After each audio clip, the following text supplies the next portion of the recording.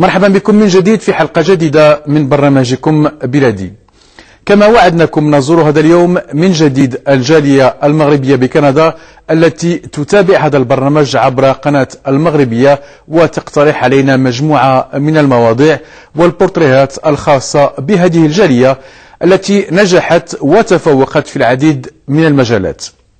قبل ذلك وبمناسبة اليوم العالمي للمرأة نتوقف ولو مرة واحدة في السنة لتقديم اعتزازنا وافتخارنا بالمرأة المغربية المهاجرة التي تفوقت هي الأخرى في العديد من المجالات ومنها كذلك الرياضة، حيث وبمناسبة هذه الذكرى نظم دوري دولي في رياضة كرة القدم النسوية بمدينة الرباط بمشاركة فرق مغربية تقيم وتمارس بأوروبا. احتفاء باليوم العالمي للمرأة نظمت عدة تظاهرات لتكريم النساء والوقوف عندما تحقق لهن من مكتسبات، والمجال الرياضي من المجالات التي دخلتها المرأة المغربية عن استحقاق، بل ونافست فيها الرجل.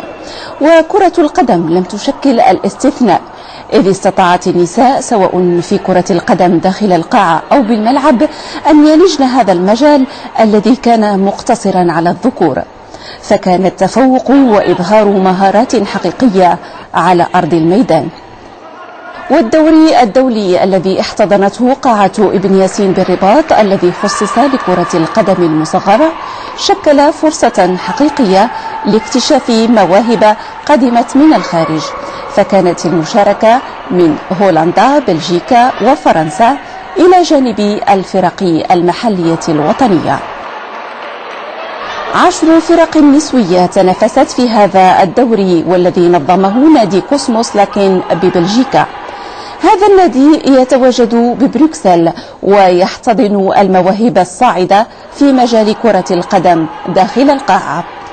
عدة فتيات من أصل مغربي انخرطن بهذا النادي، فاستطعن أن يطورن مواهبهن الرياضية ويستفدن من التقنيات الكثيرة التي تمنحها الفرق الأوروبية لكرة القدم النسوية. دوري كرة القدم المصغرة للنساء هو دوري للتنافس ودوري أيضا للاحتفال باليوم العالمي للمرأة. Nous avons organisé ce tournoi avec 2 équipes venant de l'étranger et 6 équipes marocaines. Donc les 2 équipes venant de l'étranger, c'est mon équipe personnelle de Belgique, et on a fait une sélection marocaine avec toutes les meilleures joueuses, du moins les meilleures joueuses, celles qui ont le plus de talent, venant de la Hollande, de la Belgique et de la France. Le but ici était de promouvoir le sport au féminin en premier lieu. La deuxième chose, comme c'est la journée mondiale de la femme, on a voulu associer cet événement à la journée mondiale de la femme. Et la troisième chose, je voudrais qu'on crée une équipe nationale au niveau futsal, au niveau du Maroc. Étant donné que le Maroc n'a pas encore d'équipe de futsal, de 1. Et de 2, ce serait, si le Maroc le fait, ce sera le premier pays qui le fera et qui donnera l'exemple au continent africain.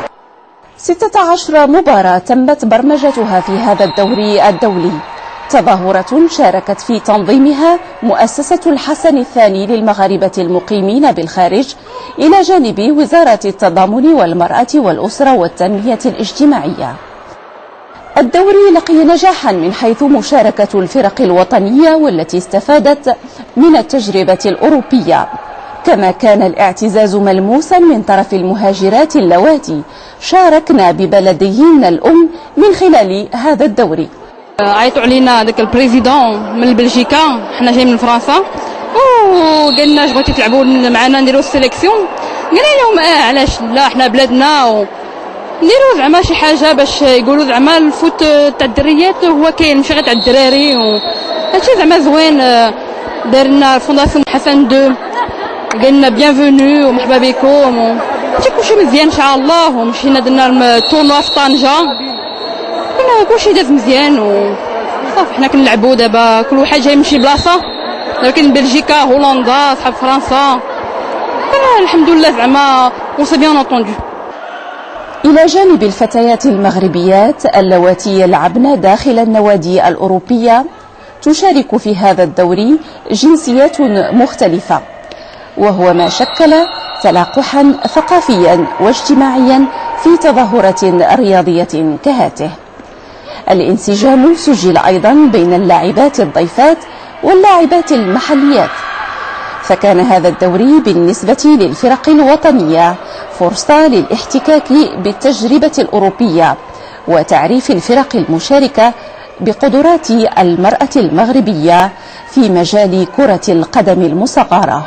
التجاوب كان ملموسا من طرف المشاركات، لا سيما وأن طموحهن كان كبيرا في زيارة المغرب وإبراز ما يمتلكن من قدرات رياضية في هذا الميدان، لا سيما أمام الجمهور المغربي وأمام الأسر التي رافقتهن. فرحت حيت المرة الأولى اللي كنلعب في المغرب، و سي ان اونور نلعب هنايا، وكيفاش بغيت نقول لك، والعائلة ديالي اللي هي تتشوف فيا وكتشوف بأن تنلعب في فرنسا وجيت تلعب في المغرب وفرحوا. كاينين 8 لي زيكيب وكلهم عندهم لو نيفو واعر، و ان شاء الله نربحوا، علاش لا. فوالا. تنظيم هذا الدوري الدولي في كرة القدم المصغرة النسوية كان تجربة أولى لنادي كوسموس لكن البلجيكي، تجربة تطلبت منه أزيد من شهر ونصف لإعداد هذا الدوري، وطموح النادي في تنظيم تظاهرات أخرى باستقدام فرق مغربية إلى أوروبا وإبراز ما للمغرب من مواهب كروية نسوية، وذلك في أفق تشكيل فريق وطني نسوي لكرة القدم داخل القاعة. نعود لكندا مع نماذج أطر مغربية استقرت في هذا البلد رغم الظروف المناخية الصعبة، كما توضح الصور التي التقطناها خلال تصوير هذه الحلقة. رغم كل ذلك تفوقت الكفاءة المغربية في العديد من الميادين. نماذج هذه الحلقة مع موظف بالبنك الملكي لكندا، اختير أحسن إطار لسنة 2011. أطر تعمل بإذاعة مغربية بمونريال، وسيدة تدير صيدليتين بالعاصمة الكندية مونريال. يحل برنامج بلادي بكندا لملامسة واقع عيش المهاجرين المغاربة. هنا الطقس بارد والرداء الأبيض من الثلوج يوحي للصغار باللعب والتزلج، لكن المهاجر لم يأتي هنا للسياحة، فالعمل هو الضامن الوحيد لاندماجه داخل هذا البلد. بالنسبة للقادم من المغرب يجد الطقس باردا، طقس لم يألف مثيله بالوطن، حيث دفء الشمس وصفاء الجو، فتكون بذلك قساوة الطقس بكندا أول عقبة للاندماج بالنسبة للمهاجر. على مدى 10 سنوات وفي تعاقب للفصول وتوالي للسنين، استقرت بهذا البلد المغربية فاطمة أيتعدي، صيدلية ومسيرة لمحلين للصيدلة بمونريال. قدومها إلى كندا كان سنة 2002 حيث استقرت بمونريال. ممارستها للمهنة لم تكن سهلة، إذ كانت مضطرة للعودة إلى مدارج الدراسة الجامعية، فولجت كلية الصيدلة بمونريال، واستطاعت بعد 3 سنوات من التحصيل تحقيق معادلة شهادتها في الصيدلة. طيلة فترة دراستها اشتغلت فاطمة أيتعدي كتقنية بمختبر صيدلي. مسارها المهني بدأ منذ 2006 كصيدلية متخصصة، حيث استطاعت أن تمتلك سنة 2008 صيدليتها الأولى ضمن مجموعة مخبرية بمونريال، ووسعت بعد ذلك مشروعها باقتنائها هذه السنة لصيدلية ثانية بنفس المدينة. Nous sommes ici dans ma pharmacie, c'est une pharmacie affiliée au groupe Jean Coutu. Le groupe Jean Coutu, c'est un groupe de pharmacie qui est établi au Canada et au Québec depuis une 40aine d'années. Et ma pharmacie spécifiquement, c'est l'une des 2 premières pharmacies qui était fondée par le pharmacien fondateur. Donc elle existe depuis une 50aine d'années et moi j'ai pris l'acquisition depuis l'année 2008. Le concept des pharmacies en Amérique du Nord, comme vous l'avez remarqué, c'est un concept qui est, toute pharmacie, c'est composé de deux sections, une section commerciale et une section officine. Donc la section officine, ça ressemble dans le gros au système européen ou on peut dire marocain, et une section commerciale qui peut ressembler à un supermarché avec toutes les sections, que ce soit cosmétique ou toute chose qu'on peut acheter ou qu'on peut avoir dans un supermarché. أغلب الصيدليات تأخذ شكل محلات يجد فيها الزبون أريحية في اختيار ما يناسبه. إلى ذلك تنضاف النصائح التي يسديها الصيدلي للحالات الواردة على المحل. مشروع فاطمة يأخذ من وقتها الكثير، لكن تفكيرها في الاستثمار بالمغرب أمر وارد، إلا أنه قد يتأخر لوقت أطول بالنظر لانشغالاتها بين الصيدلة والتدريس والمشاركة في المحاضرات والندوات. Investir au Maroc un jour, oui, c'est sûr. Mais est-ce que la question c'est à court terme, moyen terme ou à long terme? Moi, je dirais plus à long terme. Parce que ici, je suis impliquée dans beaucoup de projets, dans des choses ça nécessite ma présence et que j'aimerais ça aussi accomplir. Et je suis quelqu'un qui commence quelque chose, il l'a fait avec cœur, puis je suis un petit peu peut-être perfectionniste. Oui, c'est sûr que moi, c'est ça, étant pharmacienne, donc ça implique qu'il y a beaucoup d'autres activités qui sont connexes à mon métier. Donc c'est sûr que moi je tiens des conférences pour les autres professionnels de la santé, pour les autres pharmaciens, des formations continues. On a des congrès, on a des projets d'affaires. Donc un pharmacien au Canada ou en Amérique, c'est un homme d'affaires avant d'être un pharmacien. اندماج المهاجر المغربي بكندا يبرز جليا من خلال نجاح مجموعة من الحالات التي استطاعت أن تستفيد من فرص الاستثمار بهذا البلد، وبدأت من الصفر دون يأس، فكان تحقيقها لمعادلة الشهادة واستفادتها من المساعدات التي تمنحها كندا للمتخرجين الجدد في مجال الصيدلة.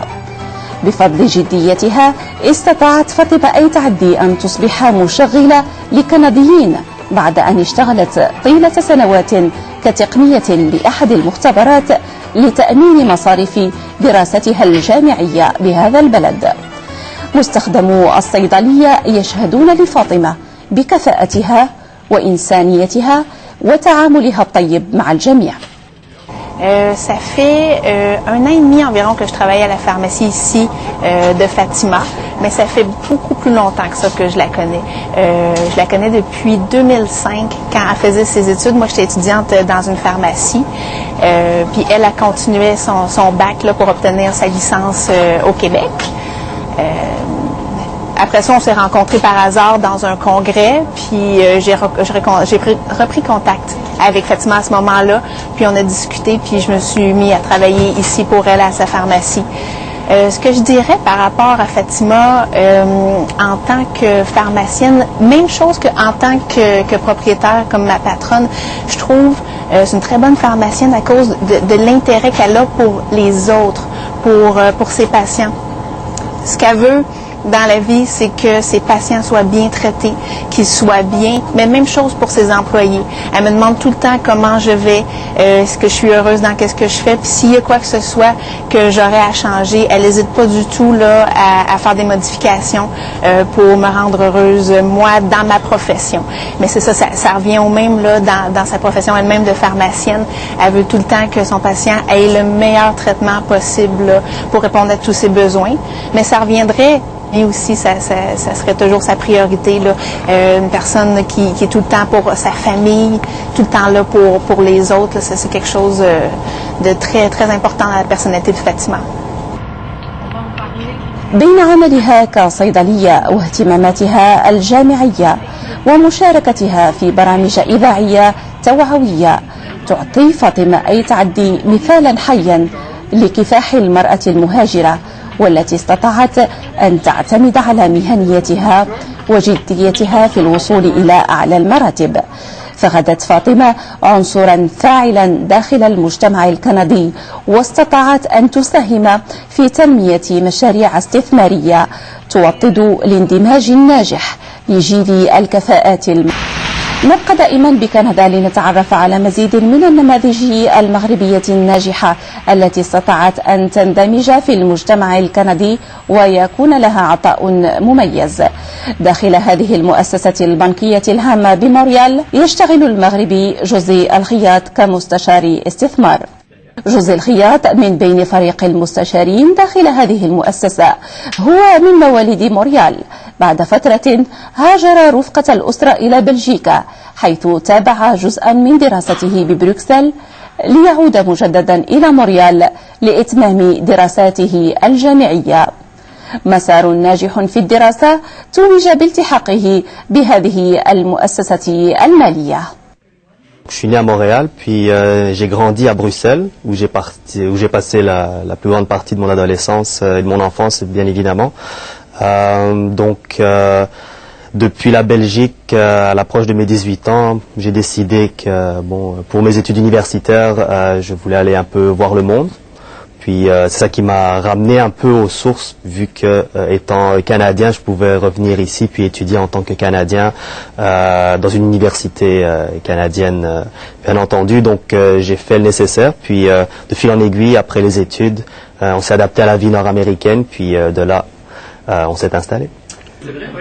جوزي الخياط من العناصر الشابة التي تشتغل بنشاط داخل خلية نحل المستشارين، بل استطاع بفضل جديته أن يحصل على جائزة التفوق في مجال الاستشارة الخاصة بالاستثمار. تشريف وتكليف يبرز مدى الثقة التي حظي بها لدى هذه المؤسسة، ويعطيه مسؤولية أكبر للمضي في مساره المهني بذات العطاء بل وبشكل أكبر. وصوله إلى هذا المستوى كأحسن موظف بالمؤسسة يرجع بالأساس إلى شخصيته الطموحة وإلى نظرته الموضوعية للأمور وتقبله للانتقاد، بل وانتقاده لذاته أحيانا من أجل المضي قدما إلى الأمام. Vous savez, moi je suis quelqu'un de très critique avec moi-même, puis pour moi le succès c'est la somme de petits efforts qu'on fait jour après jour, puis personne n'est une île, vous savez, mon succès est juste le reflet du succès de mes collègues avec qui je travaille, dont David, puis tout le monde ici à la succursale. À RBC, j'ai eu toujours un support depuis que je suis rentré à l'emploi du groupe financier, de gens de tous horizons justement, puis qui amènent de façon positive leur bagage divers, de diversité dans leur emploi. Puis c'est toujours c'est facile d'évoluer dans ce genre d'ambiance, puis je travaille vraiment avec des gens formidables. À l'heure actuelle, je suis conseiller en placement associé pour une équipe de gestion de patrimoine du conseil exécutif d'ailleurs. Comme on a mentionné dans les objectifs, on gère le patrimoine de nos clients de manière à les aider à atteindre leurs objectifs de vie, quels qu'ils soient. كل المستشارين بهذه المؤسسة لهم مستوى عالي في التخصص في مجال إدارة الأعمال والاقتصاد والمال، بل منهم من يتوفر على ترخيص من أجل تسيير المشاريع. للمؤسسة أيضا دور رائد في المجال الاجتماعي والثقافي، ولعل تنوع جنسيات موظفيها ساهم في خلق تكامل وتعايش بين مكوناتها وأعطى قيمة مضافة للعمل المهني. Notre entreprise a une grande ouverture par rapport à la diversité.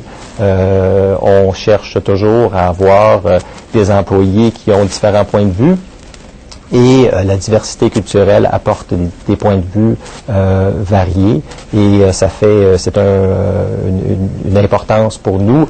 Notre chef de la direction est président et préside un comité qui est orienté sur la diversité de notre entreprise et d'élaborer des stratégies pour que nous puissions intégrer le plus de gens possible avec des points de vue et une culture différente.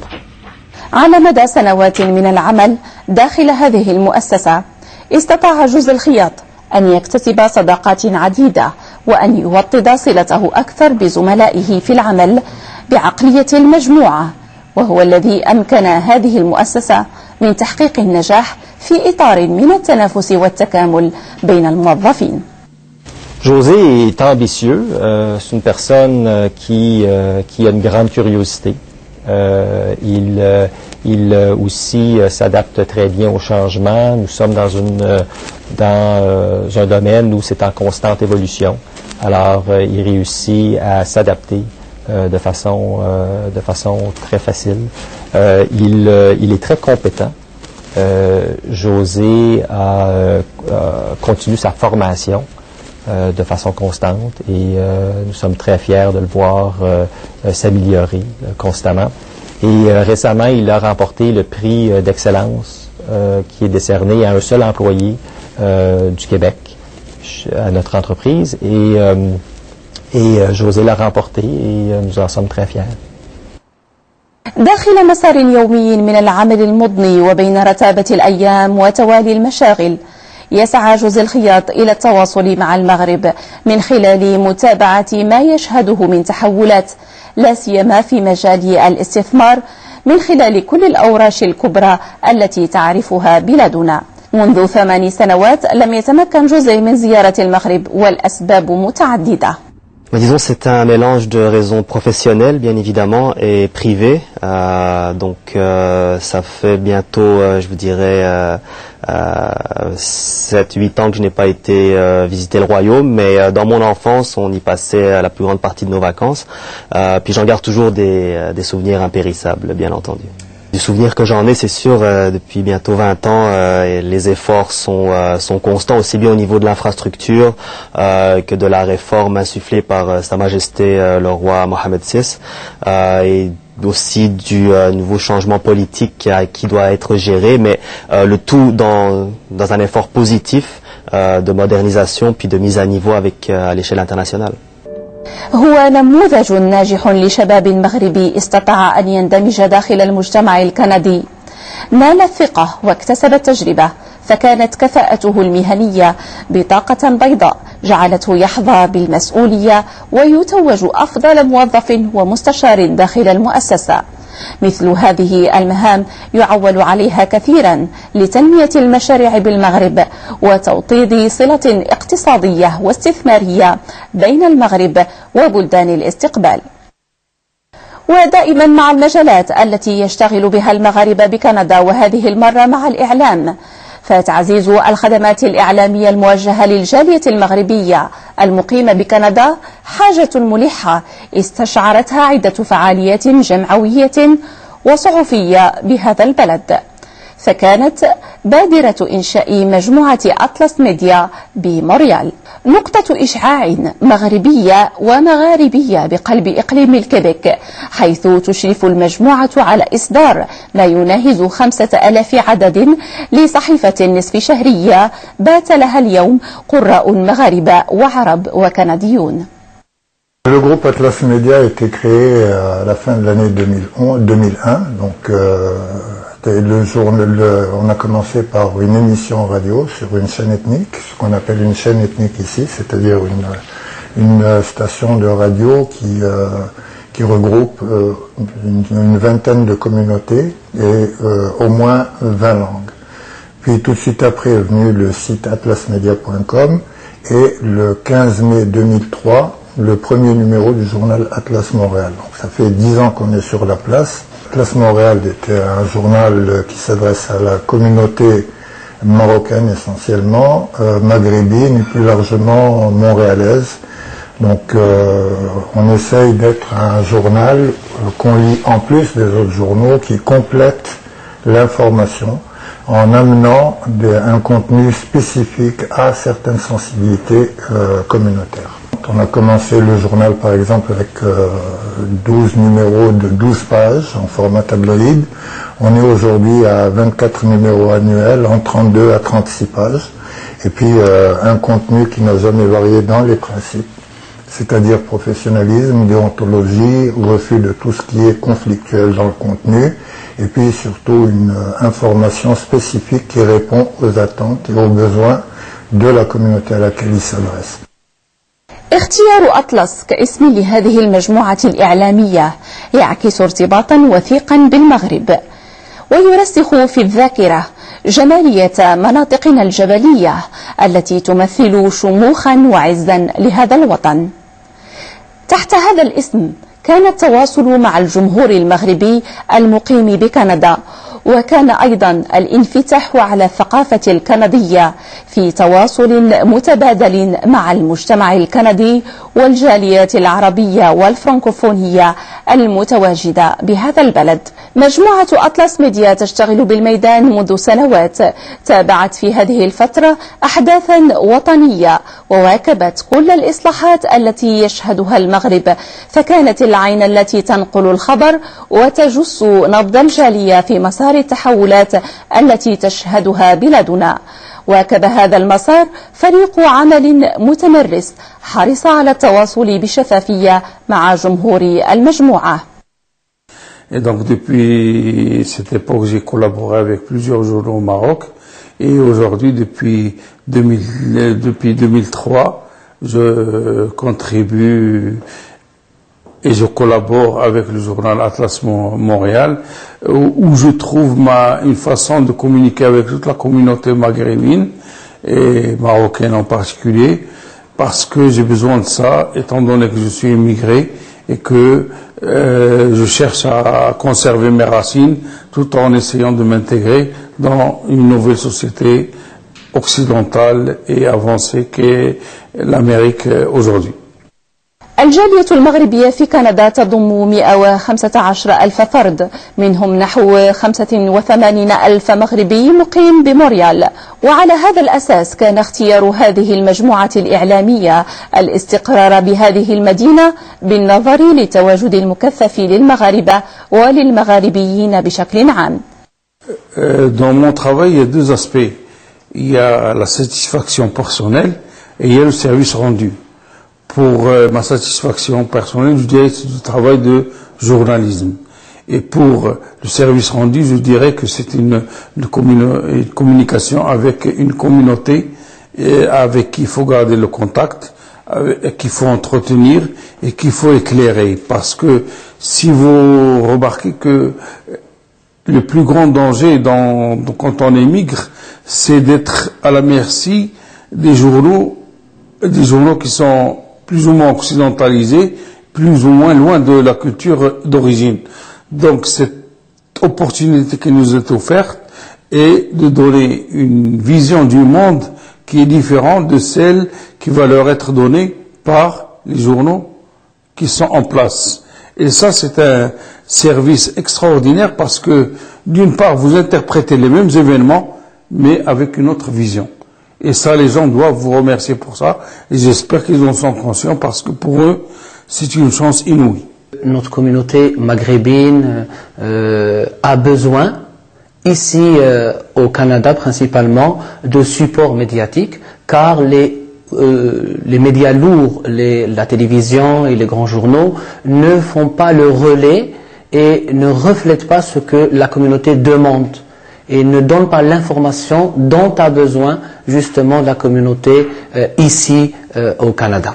Donc nous faisons l'effort nécessaire pour essayer d'informer notre communauté et aussi d'informer les citoyens canadiens ici qui, pour une grande partie d'eux, nous découvrent à travers ce média qui est Atlas Media.